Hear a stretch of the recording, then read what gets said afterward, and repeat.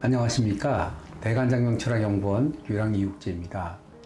대성TV를 사랑하여 주시고 구독하여 주시는 모든 분들께 진심으로 감사의 말씀 드립니다. 근데 제가 이번에는 오행에 대해서 좀 여쭤보려고 하는데 네. 처음 여쭤보는 질문인 만큼 기본적인 걸 좀 먼저 여쭤보려고 해요. 네. 오행의 구성과 특징에 대해서 좀 궁금합니다. 오행이란 목, 화, 토, 금, 수 이제 5가지를 뜻하고 요게 이제 성질로 볼 땐 인, 의, 예, 지, 신 이렇게 5가지 성질이 좀 있습니다. 그래서 목은 어질다.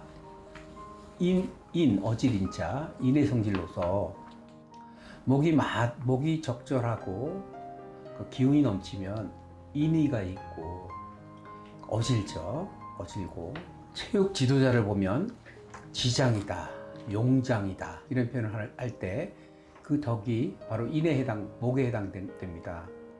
그러나 이제 반대로 목이 많으면 덕이 약하죠.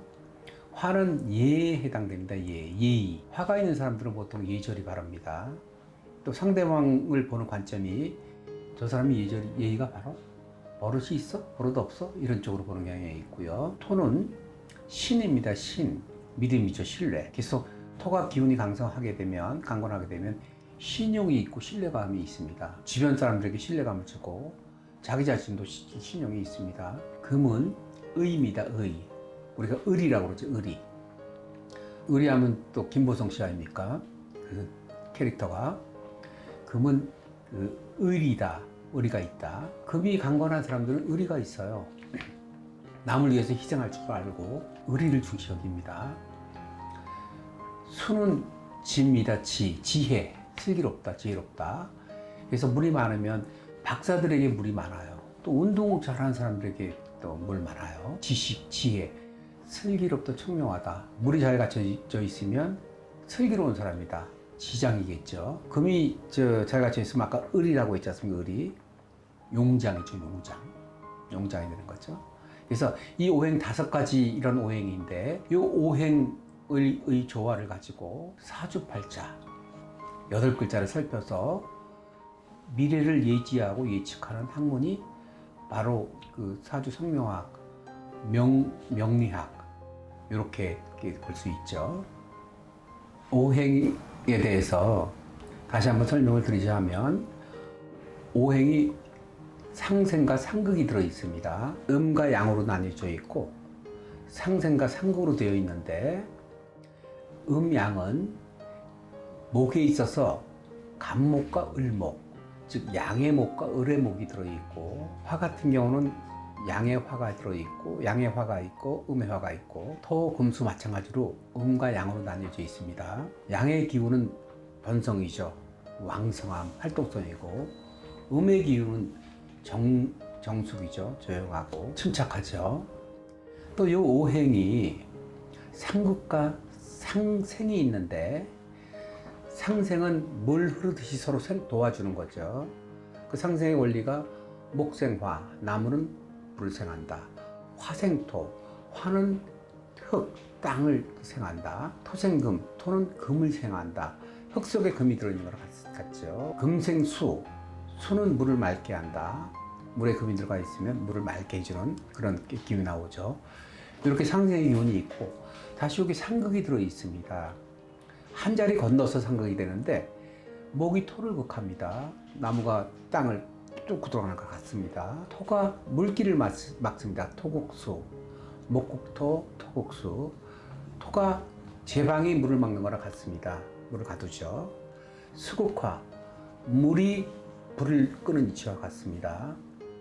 화극금, 화가 금을 재련시키죠. 금을 녹이죠. 금극목, 금이 나무를 쓸죠. 큰 톱이 나무를 쓰는 것처럼 이렇게 상극으로 이루어져 있는데 이 원리가 무조건적인 원리는 아니고 예를 들어 물이 불을 끄지만 물은 적고 불은 성하다. 그럼 물이 불을 못 끄게 되죠. 금이 목을 극한다. 금이 나무를 쓴다 할 때 나무는 굉장히 큰 아름드리 나무고 톱은 실톱이다 하면 쓸 수가 없죠. 그래서 그건 케이스 바이 케이스이기 때문에 상극 상생이 무조건적으로 이루어지는 건 아닙니다. 그러한 전반적인 음양과 오행으로서 사주팔자 8글자를 잘 조명해서 이건 어떤 기운이 나온다. 그런 것을 우리가 명리학 성명이라고 하고, 그런 것들이, 이런 일들이 사실은 굉장히 오랜 옛날부터 발전해서 현대까지 이르게 된 겁니다. 그런 학설을 만들어 가지고 여러 시대를 거치면서 그 발전돼서 온 게 현대 명리학이라고 볼 수 있고, 옛 것을 미루어 현대 새 것을 만들죠. 그런 식으로 발전되어 온 학문이 명리학이고, 정통 명리학이라 하면 이런 지금의 방식대로의 그 결론을 도출하는 게 정통 명리학이고, 여기에 이제 아까 말씀드린 대로 그런 정체성의 영적인 기운이 좀 들어간다 하면 좀 더 맑게 보고 정확하게 볼 수 있는 그런 기운들이 있다. 다만 요즘 이제 유튜브에서 미래를 예지하는 학문 중에 유명인들 사주를 보고 막 하는 사람들이 있어요. 유명인들 이름을 가지고 막 분석하는 사람들이 있습니다. 저는 그런 쪽에 별로 신뢰를 가지 않습니다. 제가 보는 명리학은 사주 명리학, 사주를 가지고 미래를 예지하는, 그 사람은 한 운명의 미래를 예지하는 것이지 국가의 운명, 국가의 미래, 그건 이런 명리학은 결이 조금 다른 학문이다. 유명의 이름을 분석해서 내놓은 그런 것들은 여기 시류를 타는 경향이 있습니다. 시류. 예를 들어서 그 전대 대통령님이 인기를 얻고 잘 나갈 때, 그렇죠, 기분을 맞춰주는 거죠. 근데 시간이 지나 보면 아니거든요. 그래서 시류를 타는 그런 것들이 있어서 그런 정도는 그냥 재미 정도로 그럴 수 있구나 하는 정도로 접근하시면 무리가 없는데, 진실적인 접근법으로 가게 되면 상처를 받게 되는 거죠. 뭐야, 이거 거짓말 아니야? 다 사기치는 거 아니야? 속이는 거 아니야?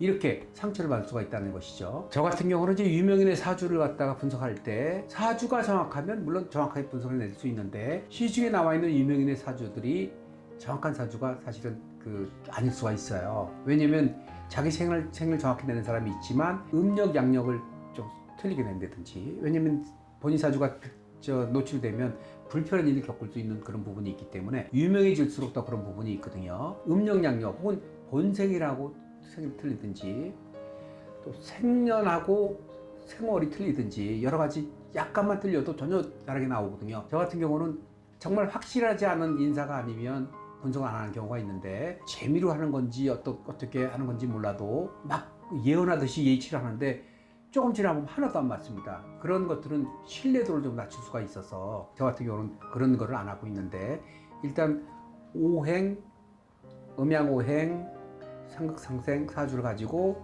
미래를 예지하는 그런 학문이 성명학인데, 그 깊이 있게 들어가다 보면 확률이 굉장히 높습니다. 100%는 신의 경지고요.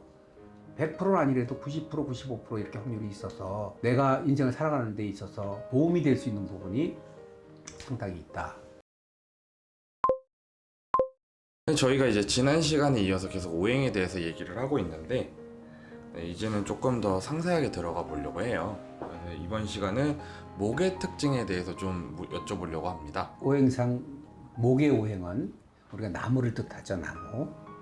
나무 중에도 음양이 있어서 음의 목은 작은 나무들, 나무까지 이렇게 비유를 합니다.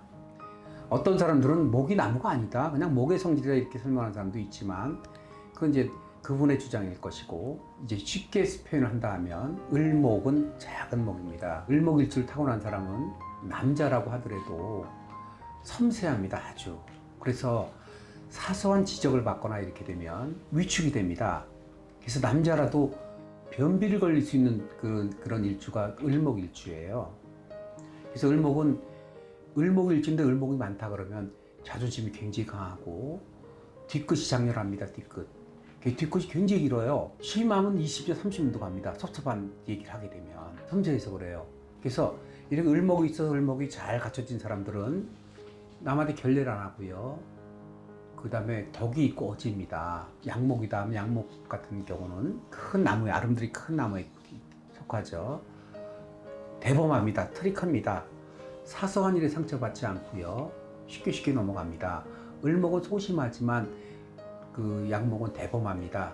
무리를 이끌어갈 수 있는 덕이 있는 사람, 남을 이끌어갈 수 있는 걸 자질이 있습니다. 그 오행이라는 것은 우리가 사주를 볼 때 태과와 불급을 따집니다. 태과라는 건 많을 때, 불급은 적을 때입니다. 그래서 가장 좋은 것은 딱 중간이죠. 넘치도 않고 많지도 않고. 그래서 목이 너무 많게 되면 어떤 현상이 나오게 되냐면 처덕이 없어요. 처덕.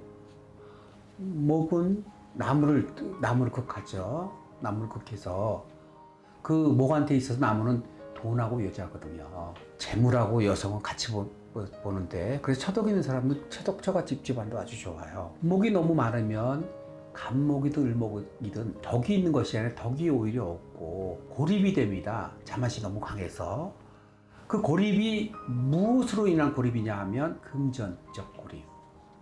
또 처가와 인연이 없죠. 처덕이 없는 거죠. 처가는 아니고, 처가는 다른 거고, 처와 인연이 없어서 혼자 사는 사람들 많죠. 그러나 목이 부드럽고 재가 많으면 재혼 안 하는 경우가 많고, 이혼하더라도 재혼이 쉬운 경우가 있는데, 아까 많게 되면 화재손처라고 그래서 돈이 나가고 여자가 잘 안 된다. 그런 강한 사람들은 바람 필 확률이 확실히 적습니다. 자존심이 강하니까 남한테 함부로 이렇게 작업도 못 걸고 이런 부분이 있어. 그런데 일단 적절하다면 간목은 대범하고 남을 끌어가는 힘이 있어서 인기도 얻을 수 있고 시원시원하게 처리할 수 있어서 좋다. 그래서 보통 남자는 간목이 좋고 여자는 을목이 좋다. 그래서 간목, 을목이 많이 보이는 그런 쪽에서는, 그 많이 보이는 쪽에서는 말조심 항상 해줘야 되고요. 지적하는 말이 굉장히 나쁩니다. 또 비교하는 말이 제일 나쁩니다. 옆집에 영순이 아빤 이런데 자기는 왜 이 모양이야? 옆집에 누구누구 부인은 참 이렇게 잘 꾸미고 애교도 있는데 자기는 왜 이래? 이건 죽음입니다, 죽음. 그래서 간목, 을목은 적절하게 구성이 있으면 덕이 있고 주변과의 사이가 아주 좋다. 많이 보이게 되면 재물이 안 따른다, 배우자 운이 좋지 않다, 이런 특성이 있습니다. 다만 한 가지 오행을 볼 게 아니라 여러 가지 오행을 견져 볼 때, 목을 놓고 볼 때 아까 태과 불굴 따지면 이런 현상이 나온다는 것입니다. 네, 저는 이제 오행에 대해서 아무것도 몰랐는데 선생님 덕분에 오늘은 목에 대해서 알아가는 시간이었습니다. 네, 선생님 오늘도 좋은 답변 감사합니다. 감사합니다. 좋아요, 구독 눌러주시고 댓글 달아주신 모든 분들께 진심으로 감사의 말씀 드립니다. 댓글 잘 읽어보고 있습니다. 감사합니다.